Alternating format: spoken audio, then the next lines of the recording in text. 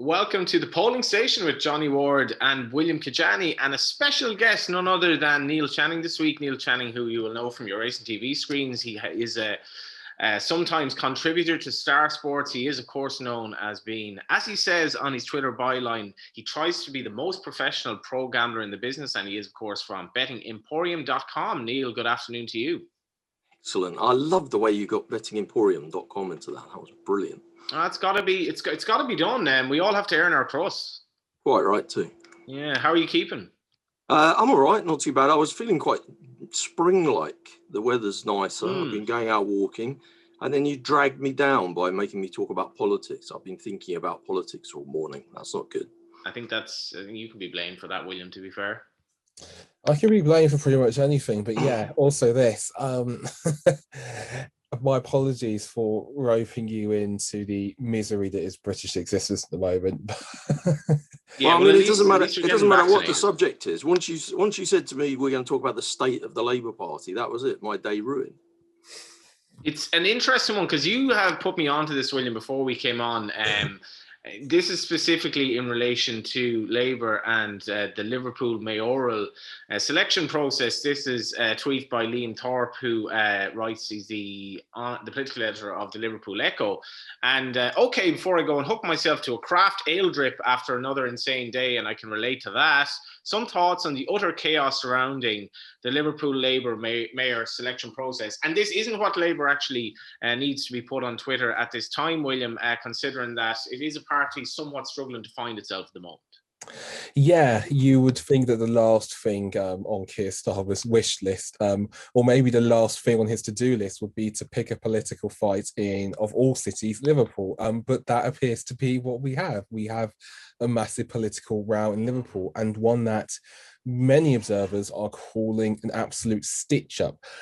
Just to explain for the uninitiated, I'd say blessedly uninitiated.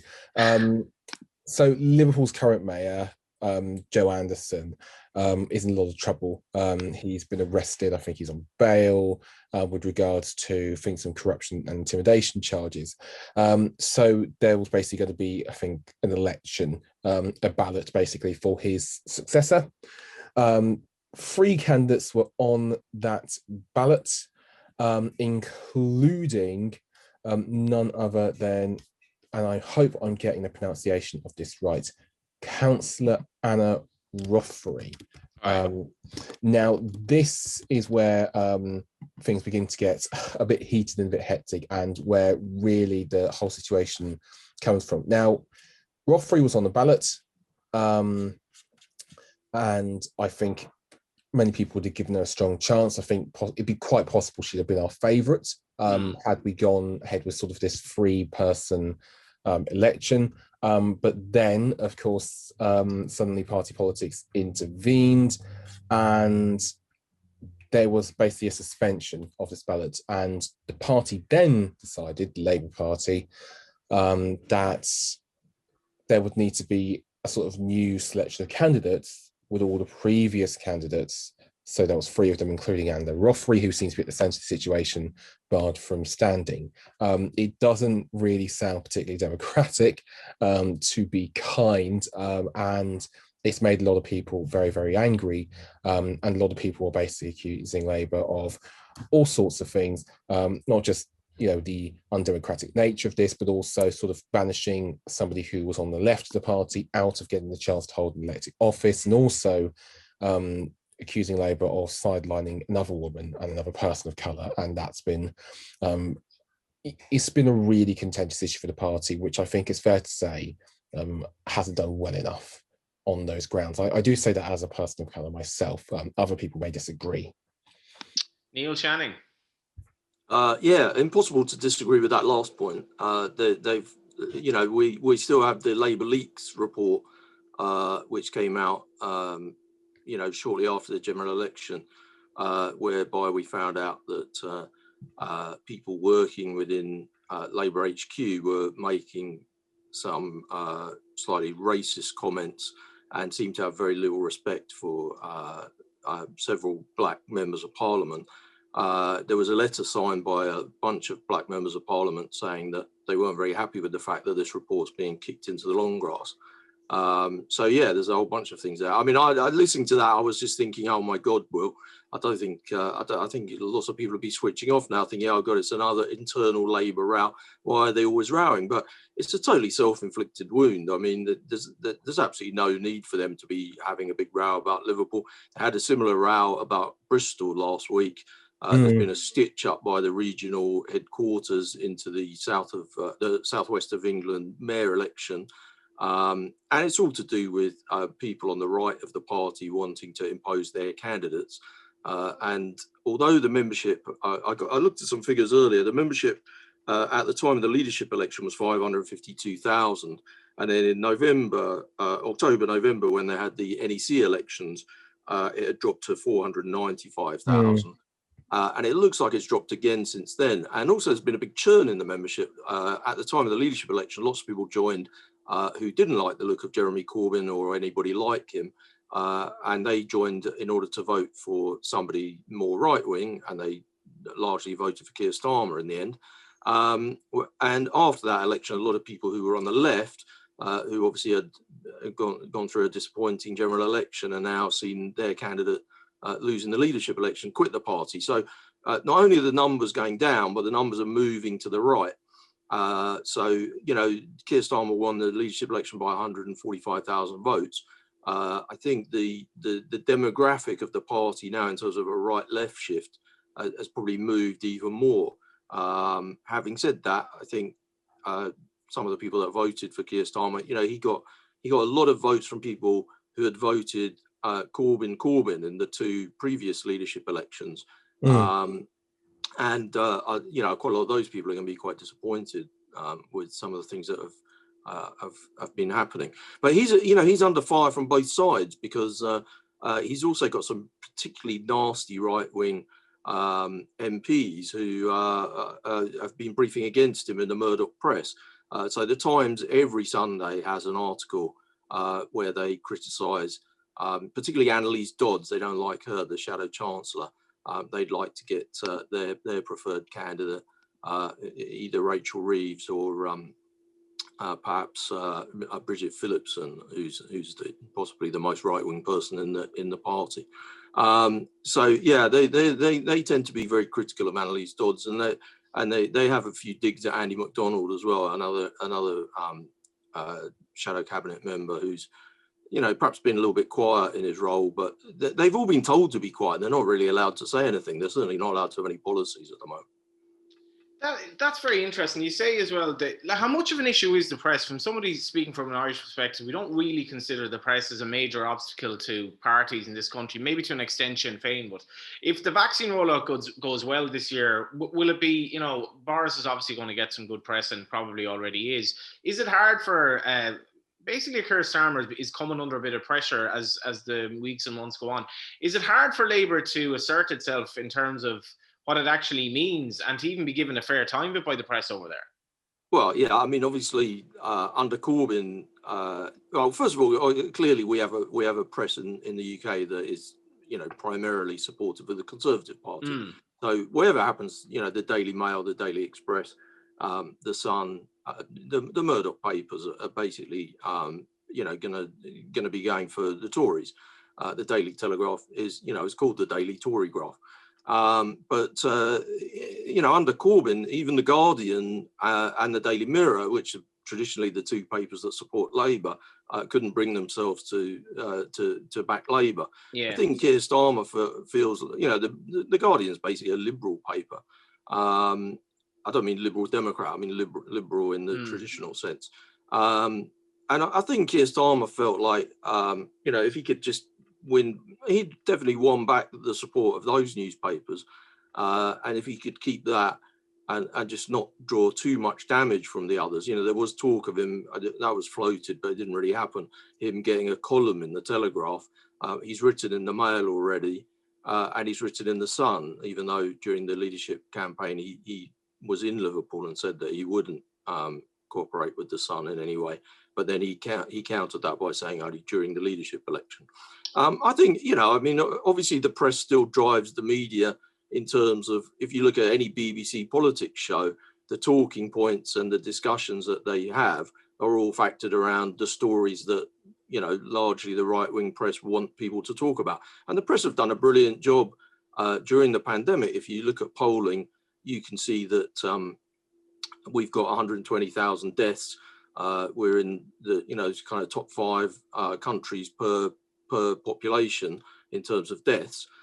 Most of the British public think that the fault is not at the fault of the government, but the fault of other people. They see stories of illegal raves and people getting too close to each other in parks and on beaches last summer. And they say, well, is those people not following the rules? And then if they're asked, well, do you follow the rules? They always say, yes, we follow the rules, but we're pretty sure other people don't. Nobody ever talks about the people crammed onto tubes, you know, because they're not given money to self-isolate, or you know, the excluded people that have to go and try and earn a living, or, you know, self-employed people generally. So, you know, the media have done quite a good job with the pandemic in that respect. I don't think Labour are ever really, you know, there's only Tony Blair that managed to win over the Murdoch press, and he had to make a lot of concessions to them in order to get their support. Yeah, and just going back to Labour then, William, this is it's quite bad optics in the sense of it kind of implies a fractured party, which is, you know, everything Starmer would obviously want it to be seen not to be after Corbyn, in terms of just the selection process, the way it was handled by Labour, and it's just not press that he needs at all. Yeah, absolutely. And that's a great segue to this stat, which I really want to bring to everybody's attention.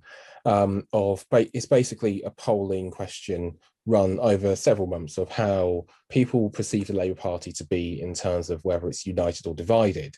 The latest ratings for February, and this is from YouGov, by the way, have 44% of respondents thinking that the Labour Party is divided and only 17% united.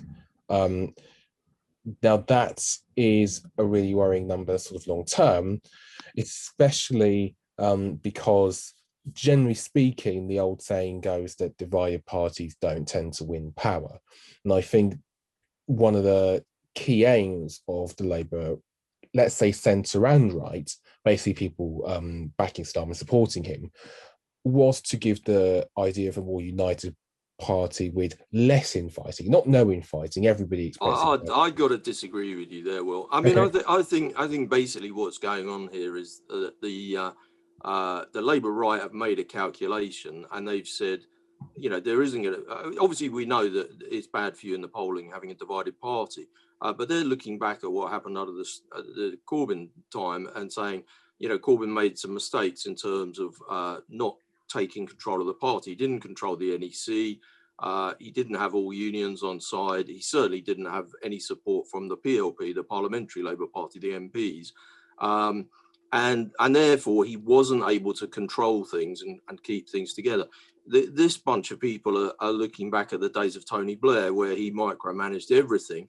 And he basically, you know, David Evans has been appointed as the General Secretary quite quickly after Starmer became the leader, and he famously said that he just, you know, doesn't think that political parties should have any members at all. That it'd be better if they're just a bunch of MPs, and then they have people come out and knock on doors for them. He doesn't want members having any part in policy selection or anything like that, or making selections, you know, in elections such as the Liverpool mayor.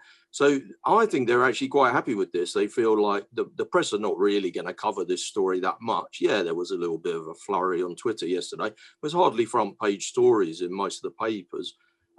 It might get onto Daily Politics and a little bit on Newsnight, but again, it's a story that's going to be put. You know, most of the media are much more prefer the way the Labour Party is going now than how it was for the previous 5 years. And they have given Starmer an incredibly easy ride. I don't think he's going to get a hard time over this. And at the end of the day, he's going to get his candidate in. They've already said today that it's going to be a centrist former MEP is basically the preferred candidate, and they're just going to put them up against two nobodies and hope that the people of Liverpool vote for them. To be honest, I don't think it'll make any difference to them in the polling whatsoever. Well, I suppose to go from that, William, this is it quite interesting. This is on UK Briefing on Twitter. Put this up. This is polling in Scotland. SNP 37%, down 11 points, and Labour up 5 points, Lib Dems up 6 points. So some good news for Labour there. It's now 25%, second biggest party in Scotland, according to that poll. But the SNP, minus 11, and Nicola Sturgeon's problems haven't gone away in terms of you know what. And where do we go from here? Because obviously the referendum isn't that far away, but these are worrying times for the SNP, which obviously we all thought and maybe still think this is going to be a formality, but it's probably not the formality it was. Down to 37% with Labour at 25, according to that poll. Yeah, so a couple of things on this. First of all, that poll is from a subsample of a bigger one.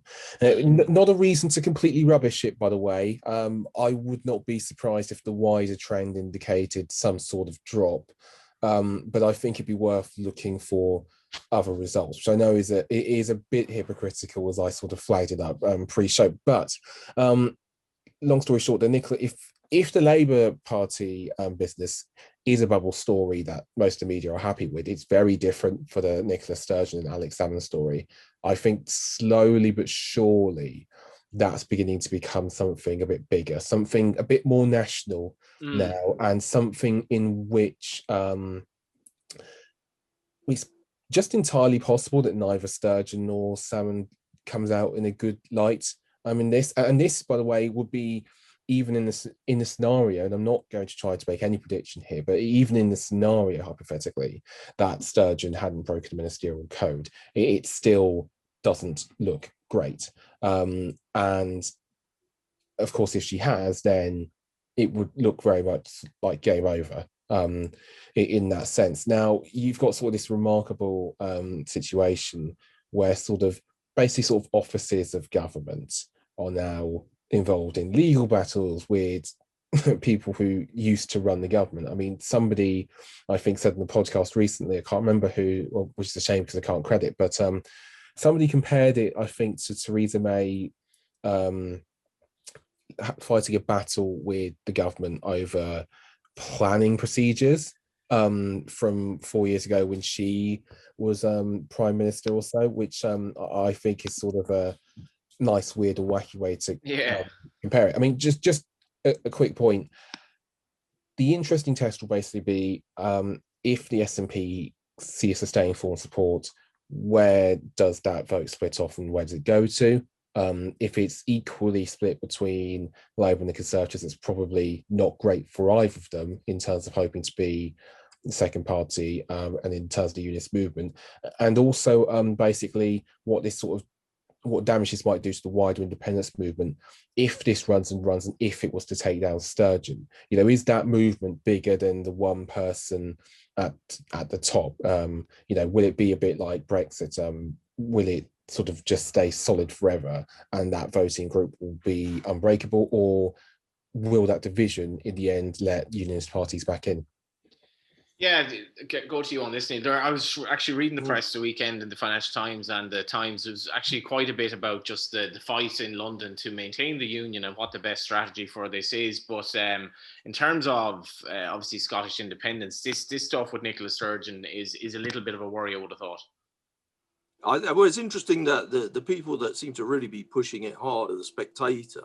I see Andrew Neil tweeting about it on a daily basis, and they're obviously very much supportive of the Tory party and therefore also the union.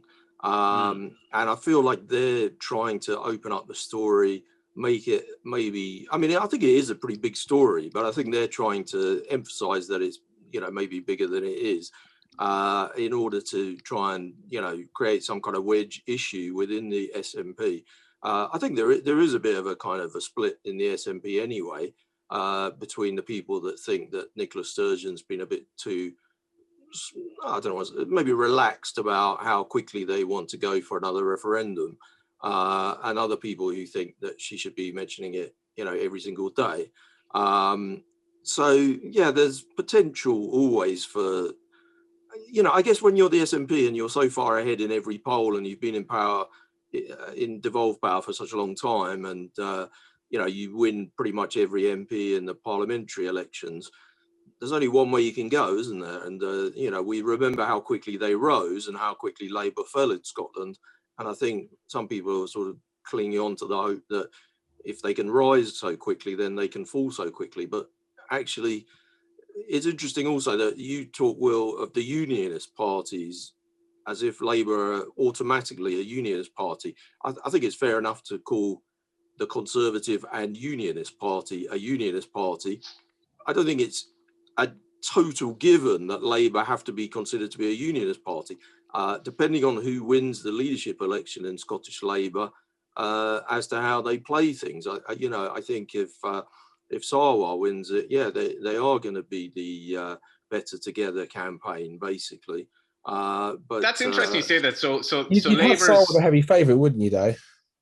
Yeah, I'm pretty sure he's heavy favourite. But if he was to lose, I think it's much more likely that they go for either the more sort of pragmatic route of more devolution. That's the kind of compromise, isn't it, between being a unionist and being a person wanting independence, or just saying, look, we'd really, you know, I think that the most likely, if he loses, the most likely position, I've forgotten the lady's name now, it's terrible, I was trying to think of it while I was talking, but Monica Lennon. Yes, if Monica wins, I think, you know, they'll probably come up with the position of saying, we'd like the union to stay together, but we also accept that people would like to see a referendum and we shouldn't be the people to stop them having that, even though we may, you know, campaign for together in that. Whether that's a winning position or not, I think Labour are in a very tricky situation in Scotland. I can't really see them recovering anytime soon. But I think under Sarwar, they're totally doomed, because basically it's just going to be a question of, you know, the union vote is diminishing by the second, and, you know, it's split between more than one party. So you can't really win like that. Yeah, so much of this, William, obviously, as well, in terms of where Scotland goes, is dependent on how Brexit works out, and the vaccine rollout, I think, will be significant, because Scotland has clearly benefited from some sort of a UK response to that. But also, maybe down the line, if you were thinking, we've had Paul Cushnan-Murty on saying that he thinks it's very likely they will vote yes. If you play on fears as to what independence might mean for Scotland, and, you know, what they would be giving up in terms of being part of the UK, fear can be a very powerful thing. It can indeed, and I don't doubt that it will be part of the playbook again. I just wonder if it may be less effective this time round than it was in the first referendum. For all that, I think it might be considered, and I think it's worth considering as a potential stumbling block to independence, the idea of setting out what your vision will be for Scotland outside of the UK. Now, again, just an important point I have to make here, this is more about the vision of what you're selling, I think, rather than the detail. I'd still say that's more the case, even though I believe that they'll be asked for a lot of detail. But that was the case with Brexit. We didn't really get it in some terms, that certainly when it comes to a lot of the issues we're seeing now, yet it wasn't enough to change the referendum. It was one, I think it's fair to say, people will have all of their theories, and I would accept many of them, but I think it's fair to say that emotion played the biggest part in that. I struggle to see a situation in which emotion isn't the biggest driver of IndyRef 2, if/when it happens. So I take your point, but I also think, generally speaking, the sort of built-up anger, how much of it is there, is going to be the biggest driver. Just regarding the vaccine rollout too, quickly, you could say that Scotland has benefited from it. The issue is, can you get people to believe that? Lots of people didn't believe or recognise the benefits, you could say, that Britain got from being in the EU. It didn't come to save the Remain campaign. It's entirely possible you get vice versa with that in Scotland. Yeah, if you were to bet on this, Neil, will there be a Scottish referendum before the end of 2025? Yes, 10-11, no, 5-6. How would you go? I don't know. I mean, I was looking at that this morning, and I can't say I have a strong view on it. I mean, I sort of feel like I actually feel like the SNP are probably going to do pretty well in these Holyrood elections. I don't think that the problems in the party, internal problems in the party, are going to have a great effect. I don't think they won't make them do better, obviously, but I don't think it's going to be a huge collapse for them. So how many more mandates do you need? You know, but Boris Johnson is likely to just give them the finger, basically, isn't he? He's not really going to roll over and give them a referendum. So now they get the question of, well, do we go down the Catalonia route? Which again, there are splits within the party about that. I'm not quite in both questions in Scotland. You know, looking at your other market on who will replace Nicola Sturgeon, for both things, I'm not quite sure what the trigger is to make it happen. You know, every time there's an election, they're just going to keep voting SNP in the near future, I think. And you know, every election, the SNP can say, right, this is the real, you know, what's it in the office? This is the real quiz. This is the one that gives the mandate, you know, for the referendum. But if Boris Johnson doesn't want to give it to them, I don't really know what they can do. It's a very good point, and we said it, I think, last week or the week before here. For IndyRef2 to take place, it is basically certain that Boris Johnson will have not to be Prime Minister, which I think is an absolute game changer in terms of that narrative. Not that I think it would be, not that I think it would totally turn over all the polling, but I definitely believe that he's an asset to the idea of Scottish independence. Yeah, I suppose to wrap up, William, what are we looking for over the next few weeks? Well, as I said very excitedly pre-show, there's postal voting for Holyrood, actually. That starts, I think... Let me hang on, just when is it again? 4 weeks. 4 weeks Very time, exciting. I think. Text me when it's happening. I will text you when it's happening. You should come back for some of the local election stuff that we are going to do over the next couple of weeks. Well, first of all, Alex Salmond, of course, didn't turn up. People are saying that he was barred or that he was silenced or censored. Other people are saying it's a stitch up of Sturgeon. I'd be really interested to see how that would run and whether that sort of breaks into national prominence. Also, regarding Labour, I'd be interested to see who's on that candidate list, the hand-picked approved candidate list, especially. Also, sort of elsewhere on that front, I'm interested to see. I just noticed we've had a couple of requests for the next Labour leadership market. We've had a couple of requests for that. We have added them in. They were, I believe, Jonathan Reynolds, Bridget Phillipson, and Wes Streeting, of all people, and I'm sure we'll have more. I'm interested to see how that market moves. Angela Rayner is currently the 5-1 favourite. I remember saying on an episode of this a while back that I actually thought that was a decent price before all of this happened. It'll be interesting to see how people play that, particularly if there's less and less confidence generally in Starmer and people become less and less sure that he. Yeah, I don't like that bit at all. I think it's 10 the field actually, but I think that if Labour decide to replace Starmer, sadly, from my point of view, I don't think the left are strong enough, and I don't think they've got a candidate that they can coalesce around. I would agree with both those points. So I don't really think that right now, if it was to happen in the next kind of 4 months or something, I don't think that the left would win. If it was to happen so quickly, it would be because the right have got somebody in, and I don't think that would be Angela Rayner. I think it's much more like I think what the right would really like to do is get Bridget Phillipson a bit, you know, up the ladder a little bit, get her a bit of prominence. I think they quite fancy her as a candidate generally, but I think they like her as Chancellor. Yeah, I think Wes Streeting is a terrible human being and would make an awful leader, but I think he's one that they quite like on the right of the party. So yeah, I think if he was to go in the next kind of 6 to 9 months, I think it would be to a candidate from further to the right. Johnny Reynolds is a sort of standard Fabian soft left candidate, very much of the same kind of place in the party as Annalise Dodgery. Yeah, I would agree with that.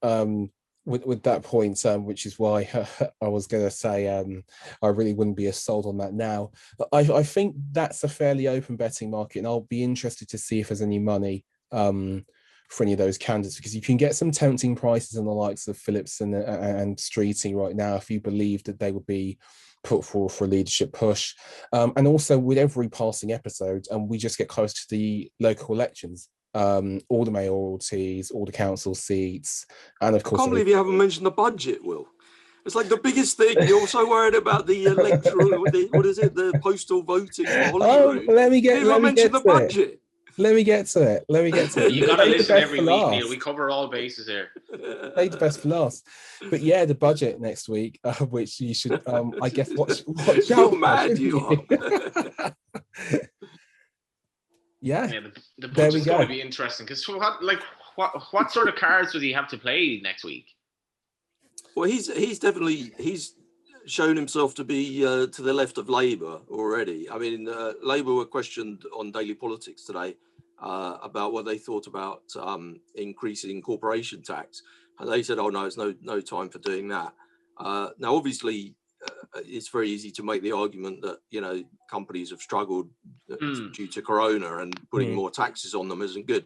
But corporation tax is a tax on your profits. If you've struggled due to Corona, your profits have not gone up. This is a perfect way of taking money off of people who have done well out of the virus. And there are some companies that have done really well out of it. So I think actually Sunak will put corporation tax up as much as 4%, and Labour will be left standing on the right of the Tory party. He's already indicated that he wants to continue pushing stamp duty. The change he made there, spending a lot of money on basically propping up property prices and helping, Tory voters effectively. So more of the same. He's gonna spend the money that he spends on every budget on freezing vehicle, what do you call it? Petrol prices, tax on petrol, whatever the hell they call that. And he's talked about not, the Tories traditionally since 2010 have raised thresholds on income tax so that they can boast about taking, X amount of people out of tax altogether. So they've gone up to, currently the single person's allowance is 12,500, and that has been going up steadily from 10,000, kind of 8 years ago. They're going to stop doing that this time because, of course, it helps all taxpayers. It doesn't just help those people who are literally earning 12 grand a year. It knocks off everyone that's earning 100 grand a year as well. They obviously, those people never get mentioned when they're talking about it. They try and make out that this is a great concession to poor people, but it's really a very expensive thing to do. And I think he'll say that he can't really afford to do it at the moment. This is the most socialist, I think, polling station we've had, and hopefully more to come, William. I cannot comment on that. I can't believe we didn't even talk about the next general election because you were bumbling on about nonsense in Liverpool. But anyway, never mind. Maybe we do we have time? Do you have a view on the next general election? Yeah, I do actually. Yeah, I can't believe the prices. Actually, I think it's absolutely insane. I think the current prices are 8 to 11 Conservatives to win most seats and 11 to 10 Labour. Not only, the way that the first past the post system works is inherently biased towards the Conservatives at the moment. We're operating under a situation where Labour stacks up a lot of votes in the big cities, and obviously the Tories win a lot of the kind of rural areas. But there's a thing in gambling on politics, which I think is a very important concept that a lot of people tend to miss out on, which is they assume this Latin expression, ceteris paribus, that all things will remain the same. And when we look at a poll and it says if there was a general election tomorrow, who would you vote for? Well, that's very clear. That's if there was a general election tomorrow. But when we look at a betting market, it's a betting market. When we look at who will get the most seats in a general election, that's a kind of there's two facets to that. One is who will get the most seats. And secondly, it's asking you the question of when do you think that election might be? Because if you thought the election would be tomorrow, well, you could just look at the polling and that'll give you a pretty damn good idea. But if you don't really know when the next election is going to be, then you have to start thinking about, you know, what will the polling be at that time? Well, this time I think we can be reasonably confident that we know, you know, that the Tories will, you know, hold the election under the fixed election law. You know, they're not gonna have an early election very often, I think. And so they've got plenty of time to do all the things they want to do to get it absolutely right. They control the economy. They can put money into the economy. They can support their voters by doing the things they're doing at the moment, quantitative easing, pushing up house prices. And, you know, the stuff they've done with stamp duty has pushed up house prices. They can keep the freeze on the triple lock pension, all that kind of thing. All the stuff that helps their core voters. And then they've got these two massive things that they're going to do. And these are definitely happening. One is the boundary changes. And the other one is bringing in compulsory voter ID. Now, it's 80 quid at the moment to get a new passport. Lots of people that are young and immigrants and people from lower income households won't pay it. You know, they're not that likely to have a car, especially if they live in inner city areas. So a driving license is not always an obvious thing for people to have. Younger people generally don't have. So, you know, we can see that that's going to knock a huge amount off of the Labour vote. And with the boundary changes, I think we're going to lose 12 seats in Wales.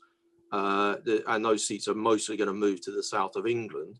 So, you know, right now, if they're level in the polls, the Tories win by something like, I think, by 30 seats, just because of the bias of the way the votes are distributed. But of course, the Tories are 6 points ahead at the moment in most polls. And, you know, I can't really see that changing at the moment. There's a vaccine, as we talked about, there's a vaccine bounce going on. The economy will presumably bounce back from opening up. And people already seem to be blaming the 120,000 deaths on the bloke up the road who they saw going for 3 runs the other morning, rather than, you know, all the various things that went wrong. So I personally, I would make it much closer to 1-2, the Tories, and much closer to 2-1 Labour. I can't see any reason why there would be anywhere near close to evens each of 2.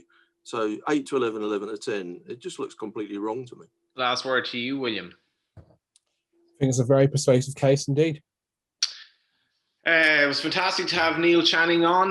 Neil, best of luck with your various endeavours this week. Yeah, could do with a winning week. Yeah, couldn't we all? And William and I shall be back next week when we will talk more about the budget. Thank you for watching.